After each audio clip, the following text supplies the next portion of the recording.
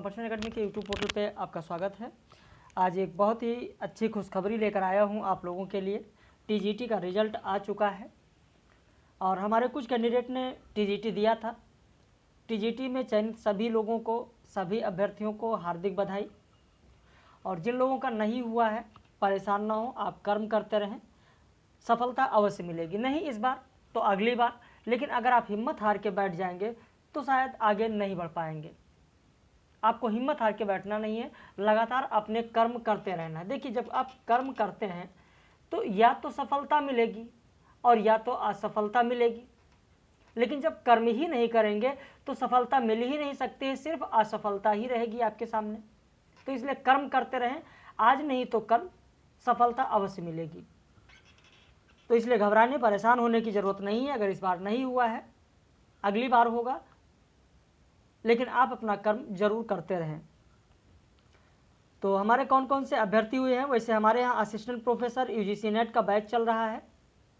तो जिन हमारे अभ्यर्थियों ने, जिन कैंडिडेट ने परीक्षा दिया था, उनमें से कुछ लोगों ने ही दिया था, तो उनमें से जिसे प्रेमदा का हुआ, इनका पीजीटी में भी लिखित परीक्षा में हुआ था, इंटरव्यू भी इनका हुआ है, पिछले वर्ष इनका नेट भी हुआ था। ऐसे प्रेमलता, प्रतीक्षा, सीमा, मधु, इन लोगों का हुआ है। अब रही बात कट ऑफ की, अगर कट ऑफ की बात की जाए तो कट ऑफ कितना क्या गया है वो तो बहुत सारे लोगों का जब आएगा नंबर आता रहता है तो खुद बताएंगे कि हमारे कितने सही हैं।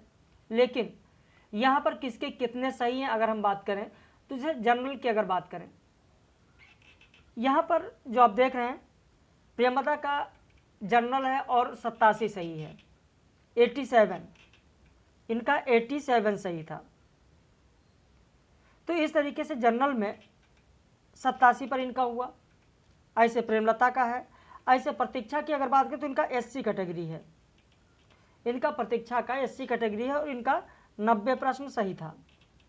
सीमा की अगर बात करें तो इनका ओबीसी है, सीमा का ओबीसी है और इनका 89 प्रश्न पर हुआ।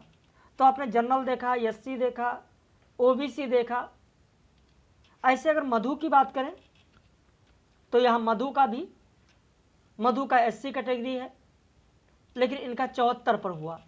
तो इस तरीके से आप देख रहे हैं कि किन लोगों के कितने सही हुए और रिजल्ट हो रहा है। ठीक इसी तरीके से अगर हम और आगे बढ़ें तो यहाँ पर आप देखेंगे जैसे पूजा का जनरल कैटेगरी है और इनका 76 पर हुआ है। ऐसे पूनम है, तो इनमें पूनम बेटिंग में है, तो इस तरीके से कुछ लोग बेटिंग में भी हैं। निशांत है, जनरल कैटेगरी है, 83 सही है और इनका हुआ है। ऐसे रेणु ओबीसी में है, 89 सही है, इनका हुआ है। और बहुत सारे हमारे ऐसे कैंडिडेट हैं जो कह रहे सर फ़ोटो न लगाइएगा। चलिए ठीक है, कोई बात नहीं, आपका फ़ोटो नहीं लगाया गया, सिर्फ नाम लिख दिया है। जैसे अर्चना है, अनीता है, सुचिता है, विनीता है, बहुत सारे लोग हैं। और इसके अलावा महेंद्र, दीपिका, जया, मदन, अंजू, अभय, शालिनी, रोहित, उदय प्रताप, आरती, वंदना, रेखा, इतने इन सारे लोगों का हुआ है। तो आप सभी लोगों को, जितने भी सफल अभ्यर्थी हैं, जितने भी लोग हमारे वीडियो देख रहे हैं सफल अभ्यर्थी हैं, उनको हमारे तरफ से हार्दिक बधाई।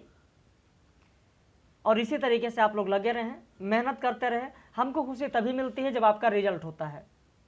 कई लोगों का बार बार फ़ोन आता है, मैसेज आता है, सर आपके कंटेंट बहुत अच्छे हैं। लेकिन कंटेंट अच्छे हम तब मानते हैं जब हमको रिजल्ट मिलता है। जब आपका रिजल्ट आ जाता है तब लगता है नहीं, हाँ कंटेंट ठीक था। तो किसी चीज़ को अच्छा तब कहें जब आप उसको लेकर सफल हों, आगे बढ़ें। इसका मतलब कि आप सही दिशा में जा रहे हैं। कहीं पर भी पढ़िए, किसी का भी पढ़िए या खुद से आप पढ़ रहे हों, लेकिन एक बार आप प्रैक्टिस सेट जरूर हल कर लें या विगत वर्ष के प्रश्न पत्र को जरूर हल कर लें। जब उसमें आपका स्कोर अच्छा आए तो फिर आप अपने को ये मान कर चलें कि आप सही दिशा में जा रहे हैं। आप लगातार पढ़ते जाएं या कोई आपको पढ़ाता जाए और विगत वर्ष के पेपर को आप ना उठा कर देखें तो ये सबसे बड़ी आपकी भूल होगी। विगत वर्ष के पेपर या कोई प्रैक्टिस सेट उठाकर जरूर हल करें, ताकि इससे ये आपको पता चल सके कि आप सही दिशा में जा रहे हैं या नहीं, ये सामने वाला आपको सही दिशा में लेकर जा रहा है या नहीं। ये मूल्यांकन का सबसे अच्छा तरीका होता है। अब 13 नवंबर को यूपीएचईएससी की परीक्षा लगी हुई है असिस्टेंट प्रोफेसर की। आप सभी लोग उसी तरीके से, जिस तरीके से अभी तक मेहनत करते आए हैं, उसी तरीके से मेहनत करते चलें। और यूपीएचईएससी, यूजीसी नेट, जेआरएफ दोनों के लिए हमारे यहाँ टेस्ट सीरीज इस समय चल रही है। 16 सितंबर से ही प्रारंभ कर दिया गया था और प्रारंभ में जिन लोगों ने एडमिशन लिया था, मैंने बताया था कि 25 अक्टूबर तक टेस्ट सीरीज चलेगी, लेकिन मैंने उसे 25 अक्टूबर से बढ़ाकर 5 नवंबर कर दिया है। अब आप लोगों को 5 नवंबर तक टेस्ट सीरीज मिलती रहेगी यूपीएचईएससी वालों को।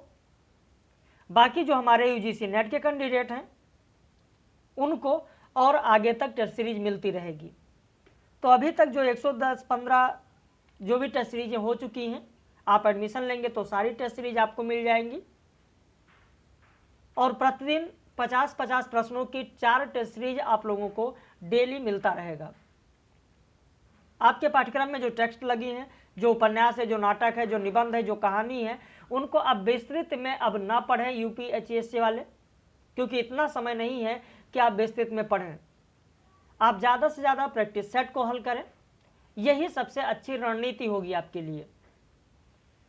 आप कोई ज़रूरी नहीं कि आप मेरे यहाँ ही एडमिशन लें, आप कहीं से भी प्रैक्टिस सेट अगर आपके पास उपलब्ध हो जाता है, आप उस प्रैक्टिस सेट को हल करें, लेकिन प्रैक्टिस सेट जरूर हल करें, डिटेल में बिल्कुल भी ना फंसें। आप डिटेल में फंसना सिर्फ समय की बर्बादी होगी। तो इस समय ज़्यादा से ज़्यादा आप प्रैक्टिस सेट को हल करें। बाकी हम लोग रात में 9 बजे आज लाइव क्लास में महत्वपूर्ण प्रश्नों के साथ मिलेंगे। इस नंबर को आप नोट कर लें या स्क्रीनशॉट ले लें। इन दोनों नंबर पर किसी पर भी आप फ़ोन करके या व्हाट्सएप करके फीस और सारी जानकारी ले सकते हैं। हमारा नया बैच यूपीएचईएससी के लिए 15 नवंबर को पहला बैच प्रारंभ हो रहा है और 10 दिसंबर को हमारा दूसरा बैच प्रारंभ होगा, यानी यूजीसी नेट के एग्ज़ाम के बाद दूसरा बैच होगा प्रारंभ और यूपीएचईएससी के एग्ज़ाम के बाद पहला बैच प्रारंभ होगा। अगर आप डिटेल बैच ज्वाइन करना चाहते हैं तो उसके लिए इन दोनों नंबर पर किसी पर भी फ़ोन करके या व्हाट्सएप करके फीस और सारी जानकारी ले सकते हैं। एक बार फिर से आप सभी लोगों को, सफल अभ्यर्थियों को हार्दिक बधाई।